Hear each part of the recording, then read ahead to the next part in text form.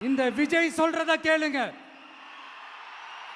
கேட்டுட்டு தயவு செஞ்சு விசில் சின்னத்துக்கு ஓட்டு போடுங்க.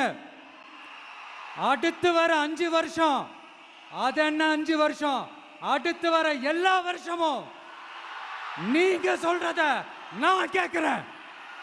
நீங்க சொல்றத இந்த விஜய் கேட்பான். கான்பிடண்டா இருங்க, நல்லதே நடக்கும். வெற்றி நிச்சயம், வெற்றி நிச்சயம், வெற்றி நிச்சயம். மீண்டும் சந்திக்கும் வரை, மீண்டும் சந்திக்கும் வரை நன்றி, வணக்கம். ஆயிருக்கும் போல் இருக்கு. அதே மாதிரி போலிங் நம்ம தமிழ்நாட்டில் நடக்குதா இல்லையான்னு பாருங்க. அதனால மக்களே, உங்க எல்லாரையும் கையெடுத்து கும்பிட்டு கேட்கிறேன், பூத்துக்கு போய் ஸ்டாலின் சார் கிட்ட இருந்து நம்ம தமிழ்நாட்டை காப்பாத்தி ஆகணும், நம்ம ஜனநாயகத்தை காப்பாத்தி ஆகணும். என்ன பிஸியா இருந்தாலும், என்ன வேலையா இருந்தாலும், என்ன வெளியூர்ல இருந்தாலும், எந்த பூத்துல உங்களுடைய ஓட்டு இருக்குதோ அங்க வந்து தயவு செஞ்சு நம்மளுடைய விசில் சின்னத்துக்கு உங்க ஓட்டு போடுங்க. தயவு செஞ்சு உங்க விஜய்க்கு ஒரு வாய்ப்பு கொடுங்க. இந்த நேரத்தில் வெளிநாட்டில இருந்து பணம் செலவு பண்ணி ஃப்ளைட் டிக்கெட் புக் பண்ணி இங்க வந்து ஓட்டு போட வந்த நம்மளுடைய நண்பிகள் உங்கள் அனைவருக்கும் இந்த நேரத்தில் என்னுடைய நன்றியை தெரிவிச்சுக்கிறேன்.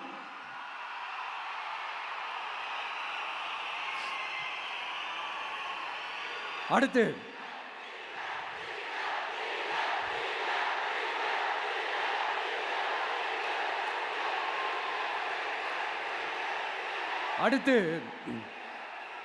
ஏதாவது ஒரு பிரச்சனைனா விஜய் வெளியவே வரமாட்டாராம். இது யார் சொல்றா? இந்த மற்றும் பலர் கட்சியில் ஒருத்தர் இருக்கிறார்ல, 10 தடவை தோத்து போனாரு, இன்னமும் திருந்தாத ஒருத்தர். அவரு சொல்றாரு, ஐயா அனுபவசாலி அவர்களே, உங்ககிட்ட ஒரே ஒரு கேள்வி ஒன்று கேட்குறேன். இந்த சேலத்துக்கு பக்கத்தில் இருக்கிற அந்த தொகுதியில் மட்டுமே போய் பதுங்கிக்காம தமிழ்நாட்டில் வேற ஏதாவது ஒரு தொகுதியில் நின்று உங்களால் ஜெயிச்சு காட்ட முடியுமா? சாரி, முதல்ல நிற்க முடியுமா? முதல்ல அதை செஞ்சுட்டு அப்புறமா இந்த விஜயை பற்றி பேசுங்க பாஸ். சும்மா நசன்னு சொந்த தொகுதியிலேயே தோத்துருவோம்னு பயந்து தான் நம்மளுடைய சின்னத்தையே திருடினவர் தானே. அதனால தான் நம்மளோட மன்றத்தில் பல வருஷமாக பயணிச்ச நம்ம ஒரு சுயேட்சை வேட்பாளரோட சின்னத்தை நம்மளோட தான் அரவணைச்சி ஆதரிக்கிறோம். அதனால எடப்பாடி தொகுதி மக்களே, அந்த சுயேட்சை வேட்பாளரோட சின்னத்தில் அந்த டிவி சின்னம், அந்த டிவி சின்னத்தில் நீங்கள் ஓட்டு போடுறது நம்ம விசில் சின்னத்துக்கு நீங்கள் ஓட்டு போடுற மாதிரி. அதனால எடப்பாடி தொகுதி மக்களே, தயவு செஞ்சு அதை மறந்துடாதீங்க. இந்த திமுகவுக்கும் மற்றும் பலருக்கும் ஒரு காமன் ஓனர் ஒருத்தர் இருக்கிறார்ல, யாரு? பாஜக. அதில் ஒரு பாஜக மந்திரி ஒருத்தர் சொல்றாரு, விஜய் என்னப்பா, விஜய் நடிகன், விஜய் நடிகன், விஜய் நடிகன், விஜய் நடிகன். ஆமா, நான் நடிகன் தான், இப்போ யாரும் இல்லைன்றா. என்னமோ இவர் என்னமோ புதுசாக கண்டுபிடிச்ச மாதிரி. ஆனால் நான் அரசியலுக்கு வந்துட்டு நடிக்கல, அரசியல் நான் நடிக்கல. ஆனால் நீங்க என்ன பண்றீங்க? அரசியலில் இருந்துகிட்டே நாடகம் மேல நாடகம் போடுறீங்களே. அப்போ உங்க எல்லாரையும் நாடக நடிகர்கள்னு சொல்லாமா?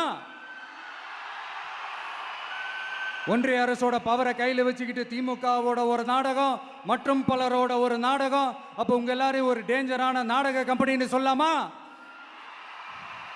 இந்த பாஜகவோட சரண்டராகி இருக்கிறதோட மட்டும் இல்லாம இந்த ஊழல்லையே ஊறி போய் இருக்கிற இந்த 2 பேரும் நமக்கு வேணாமுங்க. புதுசா ஃப்ரெஷ்ஷா ஒரு நல்லாட்சி கொடுக்கக்கூடிய, ஒரு மாற்றத்தை கொடுக்கக்கூடிய நம்மளுடைய டிவிகேவை நாம எல்லாருமா சேர்ந்து கொண்டு வருவோம், நாம எல்லாருமா சேர்ந்து கொண்டாடுவோம். இது ஒரு மாற்றத்திற்கான ஒரு தேர்தல்.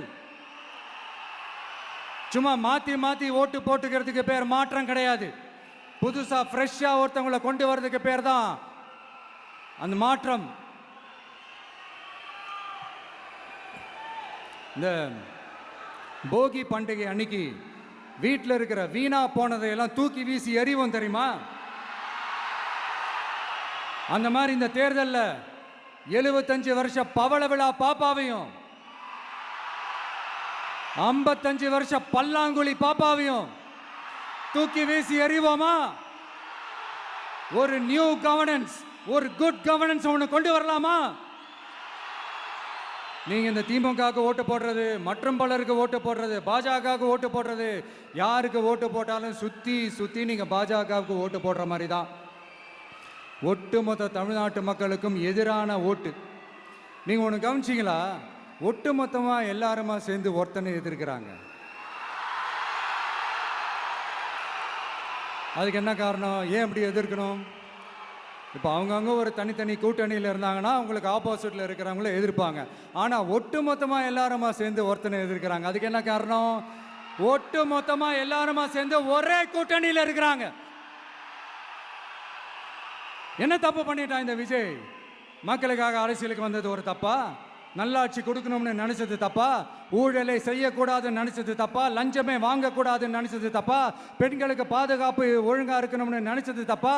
போதைப் பொருள் கலாச்சாரத்தை ஒழிக்கணும்னு நினைச்சது தப்பா? சட்டம் ஒழுங்கை சரி செய்யணும்னு நினைச்சது தப்பா?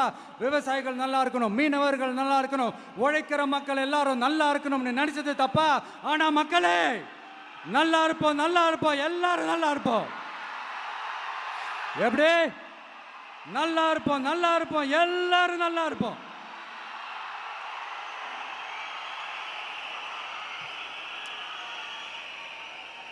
இந்த நேரத்தில் ஒவ்வொரு வீட்டில் இருக்கிற என்னுடைய குட்டி நண்பா நண்பீஸுக்கு ஒரு ரிக்வெஸ்ட். உங்களுக்கு ஏதாவது ஒரு சாக்லேட்டோ இல்லை ஏதாவது ஒரு கிண்டர் ஜாய் வேணும் அப்படின்னா அழுது அடம் பிடிச்சி சக்ஸஸ் பண்ணிடுறீங்கல்ல. அது மாதிரி உங்களுக்கு ஏதாவது ஒரு ட்ரெஸ் வேணும்னா அழுது அடம் பிடிச்சி சக்ஸஸ் பண்ணிடுறீங்களே. அந்த மாதிரி உங்களுக்கு பிடிச்ச இந்த விஜய் மாமாவுக்காக, இந்த விஜய் மாமா ஜெயிக்கணுன்றதுக்காக, நம்ம தமிழ்நாடு ஜெயிக்கணுன்றதுக்காக உங்க வீட்டில் இருக்கிற உங்களுடைய அம்மா, அப்பா, சித்தி, சித்தப்பா, பெரியப்பா, பெரியம்மா, ஒவ்வொரு வீட்டில் இருக்கிற ஓட்டு போடுற வயசுல இருக்கிற அண்ணா, அக்கா எல்லாருக்கிட்டையும் விசில் சின்னதுக்கு ஓட்டு போட சொல்லுங்க. சப்போஸ் யாராவது ஓட்டு போடாம வீட்டில் உட்காந்துட்டு இருந்தாங்கன்னா அவங்க காதலியே போய் அன்பா விசில ஊதி ஓட்டு போட ஓட வைங்க. விசிலுக்கு ஓட்டு போடுற வரைக்கும் விடாதீங்க. இப்படிதான் இருக்க போது இந்த தேர்தல். இந்த கூட்டணி கணக்கெல்லாம் தூள் தூள் ஆயிடுச்சு. இந்த அரித்மேட்டிக்ஸ், மேத்தமேட்டிக்ஸ் எல்லாம் தூள் தூள் ஆயிடுச்சு. அடுத்து இந்த ஓட்டுக்கு காசு கொடுத்து இந்த சத்தியம் வாங்குறது எல்லாம் பொய் சத்தியம், பொய்யர்கள் வாங்குற சத்தியம், அதெல்லாம் நம்பாதீங்க. அடுத்து இந்த பாஜக வந்துடும், இந்த பூச்சாண்டி வேலையெல்லாம் சுத்தமாக எடுபடாது. இந்த பாசிச சக்திகள்லாம் சுத்தமாக எடுபடாது. மக்கள் ஆல்ரெடி டிசைட் பண்ணிட்டாங்க. இந்த திமுகவும் வேணாம், மற்றும் பலரும் வேணாம், முக்கியமாக இந்த பாஜக வேணவே வேணாம், ஆல்ரெடி டிசைடட். அதனால இந்த சர்வே கீர்வே எதையும் நம்பாதீங்க. மலையாய் உயர்ந்து நிற்கிற நம்ம மக்கள் மிகப்பெரிய விசில் அலையா இருக்க போற இந்த எலெக்ஷன், வாகை சூடும் வரலாறு திரும்ப போற இந்த எலெக்ஷன்,